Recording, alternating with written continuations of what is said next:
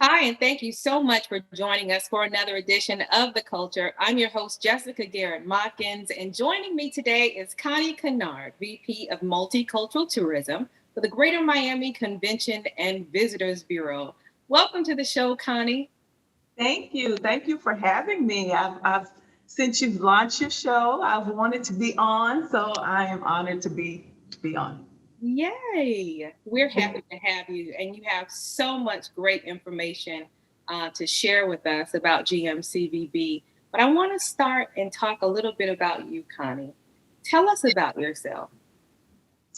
Well, I am a 5 year now Miamian. That I'll say that first and foremost. I have some of you may know I moved from Tennessee here in 2015, and so I've made 5 years, and I love it. I love Miami, and happy to be here working, of course, at the GMCVB, which is hospitality industry, and I have been in that industry now about 25 years, maybe give or take. So I love the field of hospitality, service, working with people. When I first got out of school, Tennessee State University, I started working in hotels then, and pretty much ever since. But while I was in college, I worked for Hardee's, which at that time I didn't know it was food service. I didn't know that it really was a part of the restaurant hospitality world. So that's why I say give or take, even in that that's part of the hospitality industry. And so, it was in that you realized that the hospitality industry were your heartstrings? Yeah, yeah. I mean, and it's such a broad area. There are restaurants and hotels, and of course, I'm at the Convention Bureau, but that whole service industry and tourism, it can take you in really many different directions. But I think for me, I found my area that I really like, and that's kind of working with Convention Bureau type entities because I'm able to touch a lot of things. Hmm. And then you mentioned that you said Tennessee State, Tennessee State University. HBCU. Yes. You are from Tennessee, Mhm. right? Mhm. Okay. And can you tell us, were you at home during this domestic terrorism on Christmas? I was. So I had, because I altered my trip to Tennessee for Thanksgiving to see, family, I wanted to make sure I got home for Christmas. Quick trip. Literally, I came in the night before and left after, but literally in this short window of condensed trip, this bombing took place in downtown Nashville. I live I'm from an area that's about 15 miles south of Nashville, but Nashville is my stomping ground, that whole area. And it was a sad thing. I'm so grateful that nobody really got hurt. Mhm.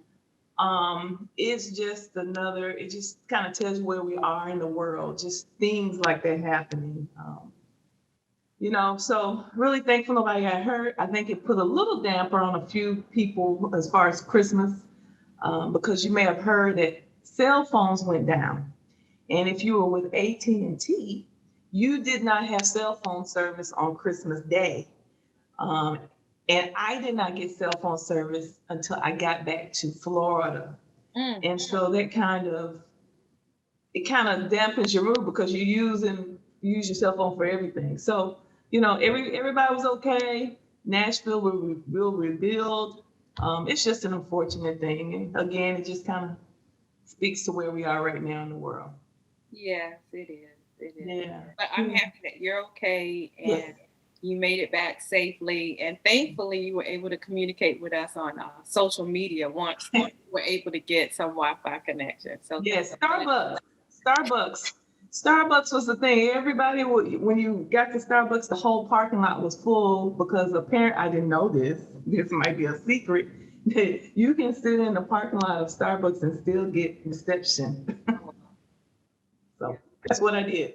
Who knew? Well, thank you for doing that because it let us know that you were safe and you were going Yeah. to be coming back and doing your thing at GMCVB. Tell us, what is it that you actually do at the Greater Miami Convention and Visitors Bureau? And then tell us a little bit about the Greater Miami Convention and Visitors Yeah. Bureau. So the GMCVB, the acronyms that you hear a lot, we are the marketing and tourism agency, if you will, for the destination.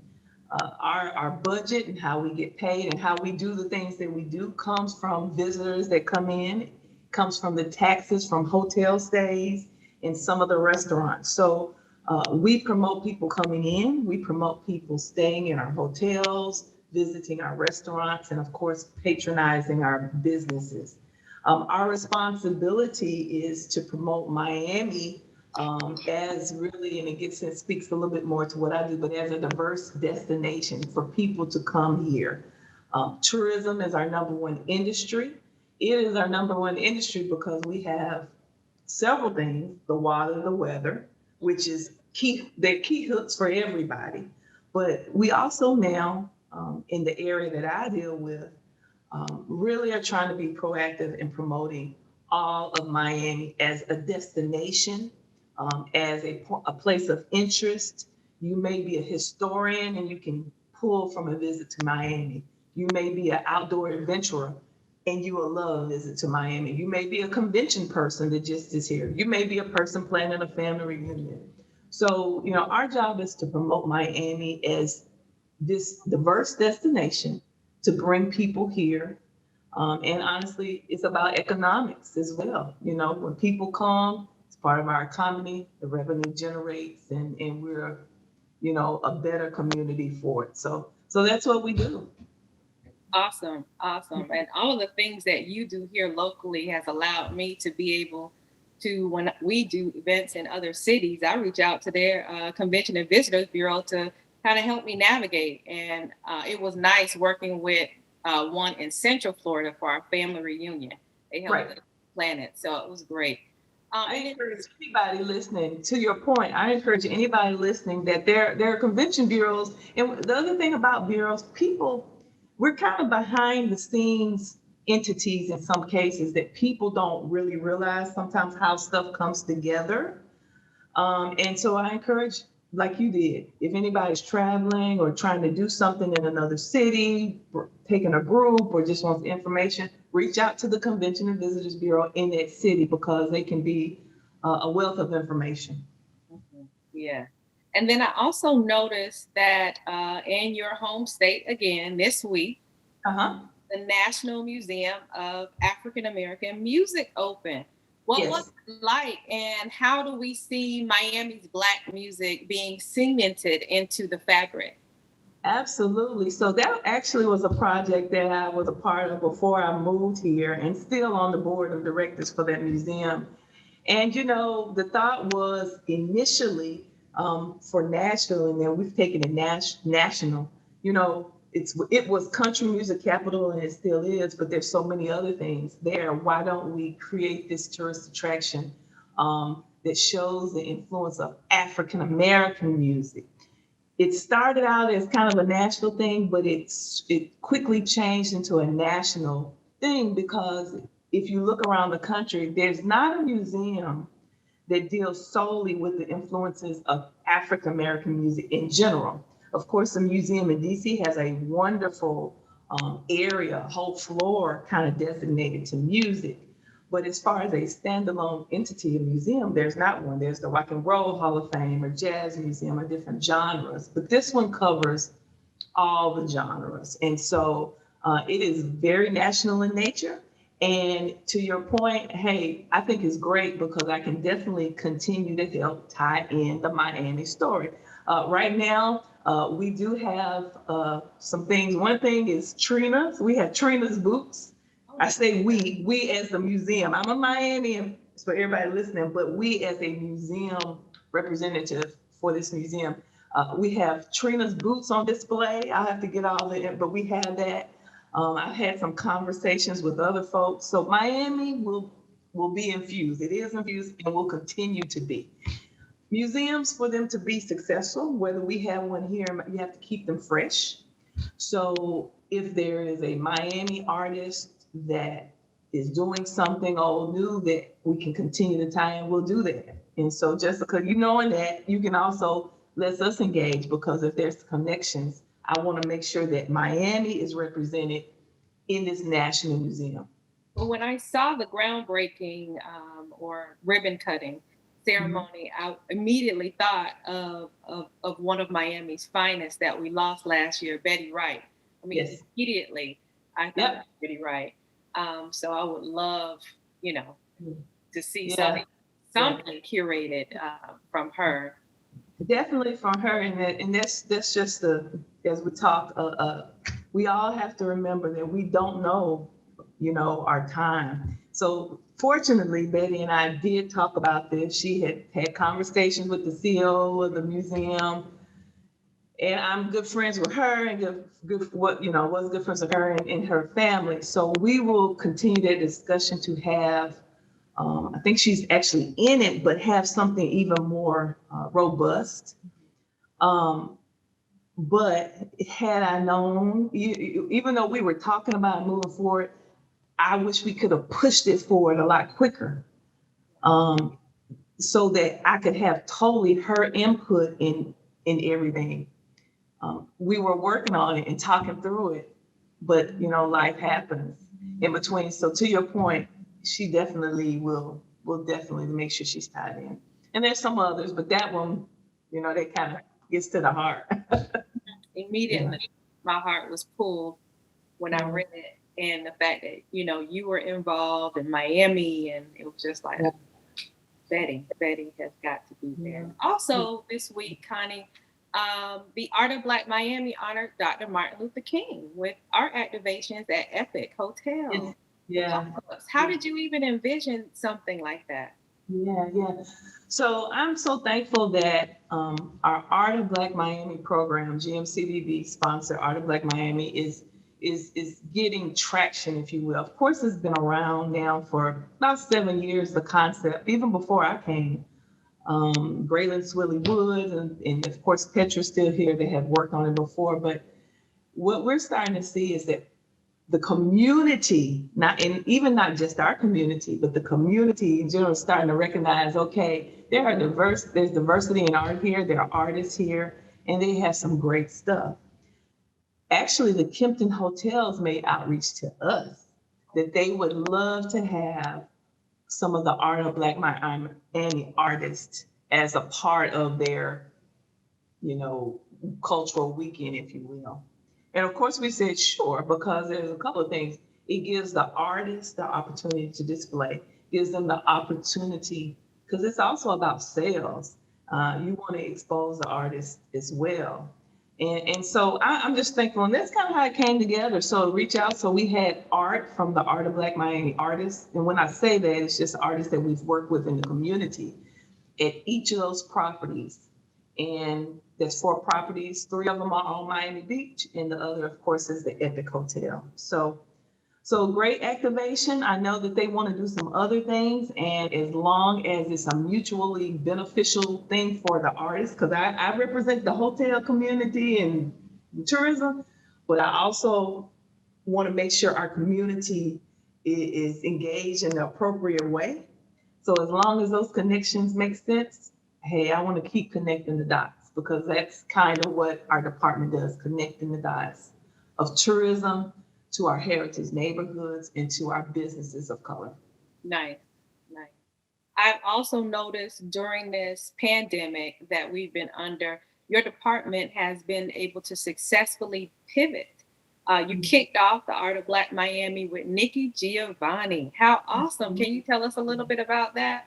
Yeah. So, we have to all be creative.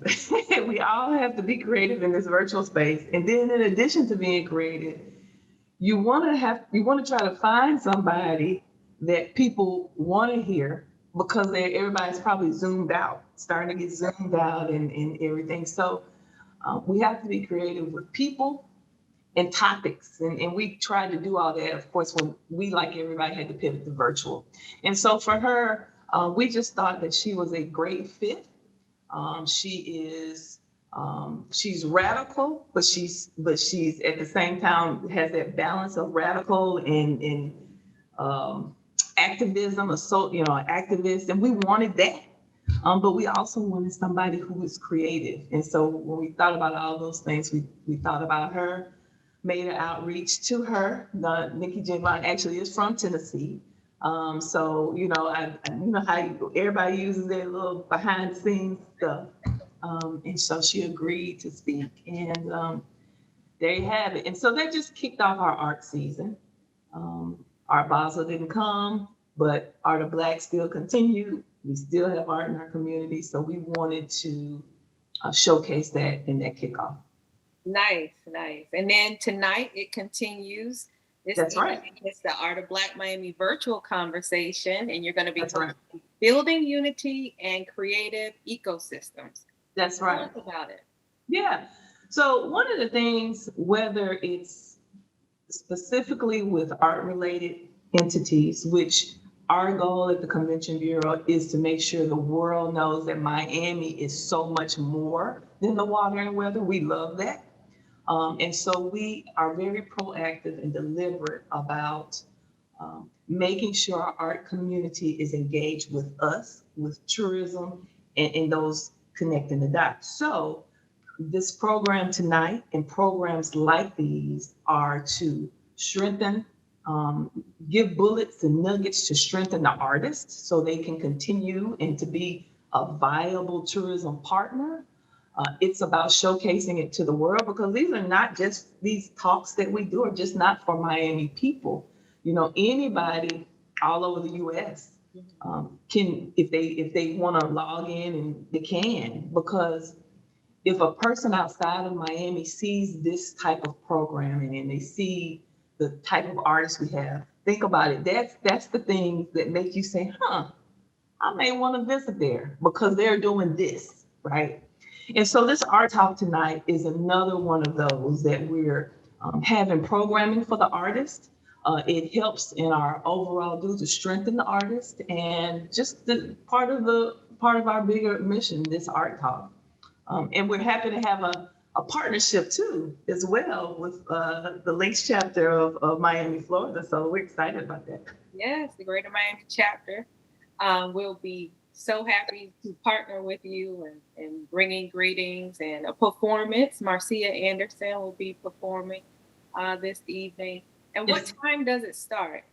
Yes, it is at 6 o'clock, and it's one of those things, you know, the time, sometimes we have to work through the times with these virtuals, but we're encouraging everybody tonight, 6 o'clock to 7, chill, get you a little something to drink, eat, and listen in during this conversation. So it's at 6 p.m.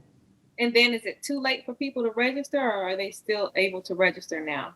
Not at all. So, and I'm sure you'll maybe share the link, but you'll be able to register up to the point. So there's some cap on it, but you know what? It's good. We'll just register. Awesome. Connie, thank you so much for coming and joining us and giving us all of that great information. We look to you to continue to be a leader, to preserve our African American art and the abilities that we have as a community to uplift one another. You are appreciated, and we thank you for coming. Okay, thank you so much, and I appreciate you for having me. One thing I didn't say about tonight, I just want to give a shout out, of course, to my team at the Convention and Visitors Bureau, Multicultural team. And tonight's art conversation is going to be moderated by Rosie Gordon-Wallace, which she's such a trailblazer and a very well-known person in our community as far as art. And she works with us to make sure we're in sync on some of our art initiatives. So I just wanted to also give her a shout out as well. Thank you. We look forward to seeing you tonight, Rosie. And also you can catch us on My 2 Cents this evening, as well as we'll see you next time right here on The Culture.